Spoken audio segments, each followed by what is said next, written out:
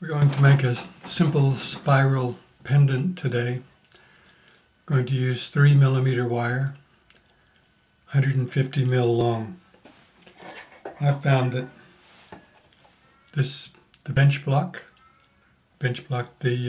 plate is actually 150 mil long. So I measured that with my steel ruler, and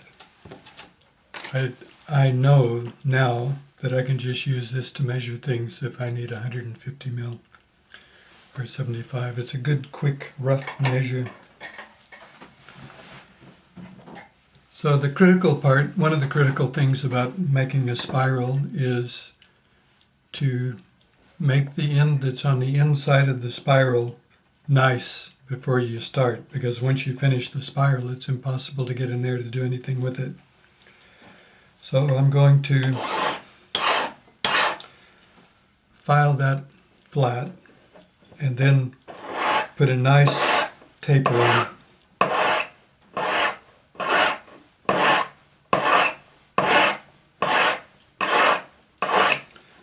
Using a number 2 cut flat hand file.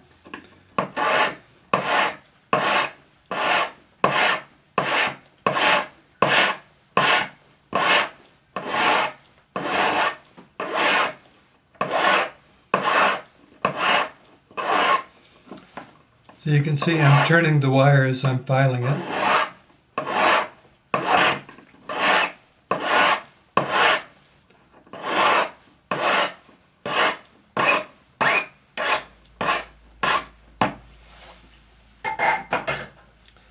And finish it off with your sanding stick with 400 grit paper on it. Now you want to check that your wire is soft, because if it's not soft, it'll be really difficult to form. So this is quite tough, so we'll anneal this before we start. We'll use the flame that we normally use, about 100 mil long. Turn on the oxygen. And you're going to run the flame along the length of the wire. I always turn the flame so that I'm actually running down the length rather than straight on it. We're just going to heat this up until it's a dull red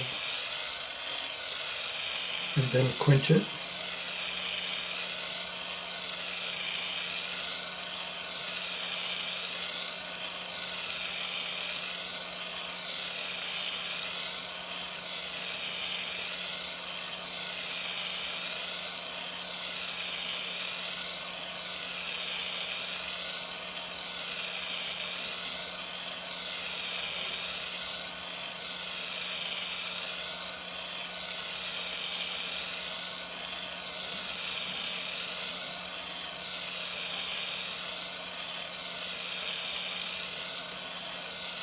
So now that's a nice dull red. Turn off the oxygen first, then the gas. And we're going to quench this in water.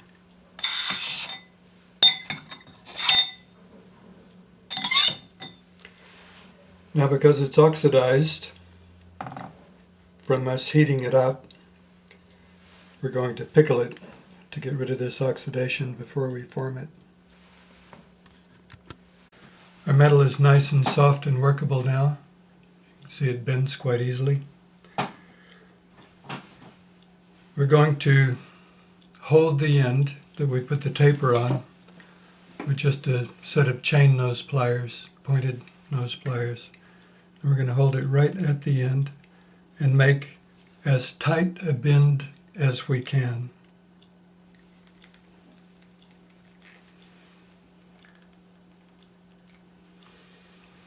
And we're going to continue holding this right at the very end, because we don't want to put any marks anywhere around this spiral other than right where we're holding it. So you just pull that around with your fingers.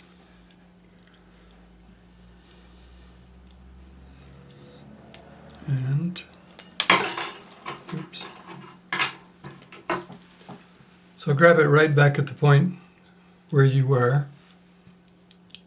and keep pulling that around and forming your spiral. Just looking at it to make sure that you have a nice consistent gap in here.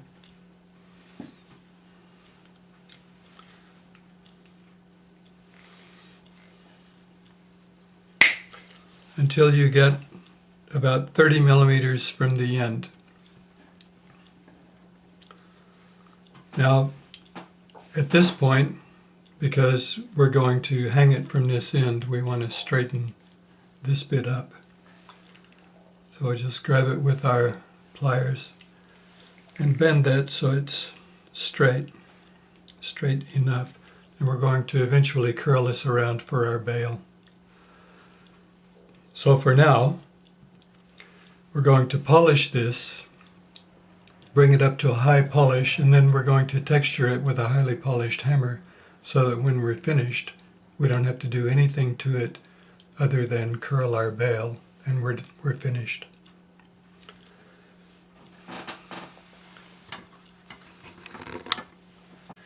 As you can see, we now have a highly polished spiral.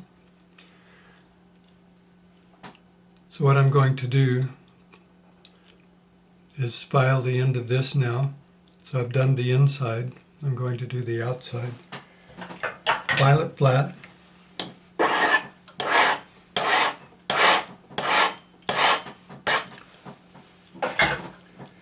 Tidy it up with your sanding stick just to make sure the edges aren't rough.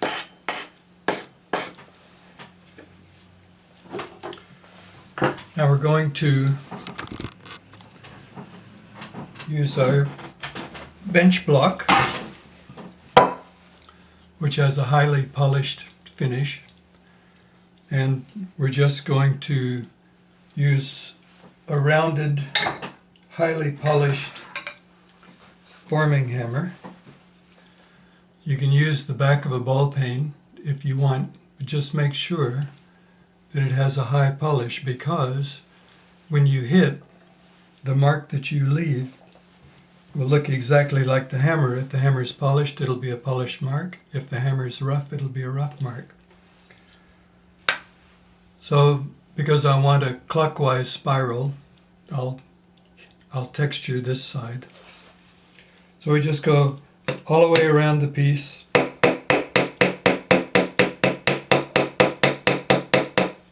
Making sure that there are hammer marks everywhere, no gaps.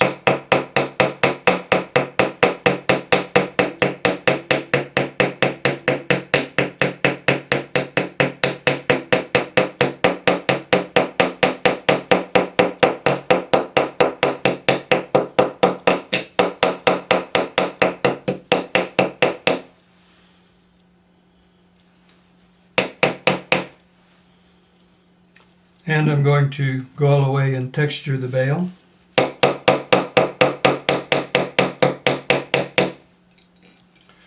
So that was done.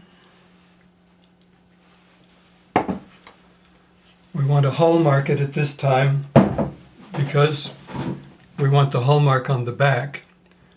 And if we wait until we get our bail formed, it's going to be impossible to put the mark on it. So, because what's now the front will be the back, we'll put the stamp right here.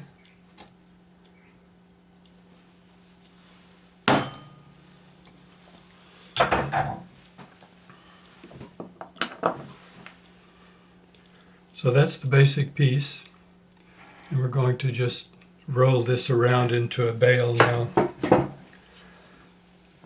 You can use flat round pliers. But if you're fortunate enough to have a set of bail forming pliers, these have a parallel cut round bit. So you just decide which size you want. Most of the chains that I use are about 4 millimeters, so if I have a 5 millimeter loop, that works great. So I'm going to use this one. And I'll just grab it at the end and just curl that into a nice loop.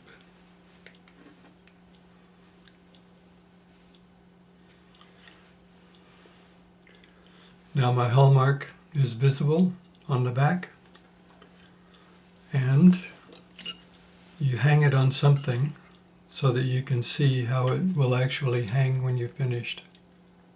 So that's it, a nice simple piece.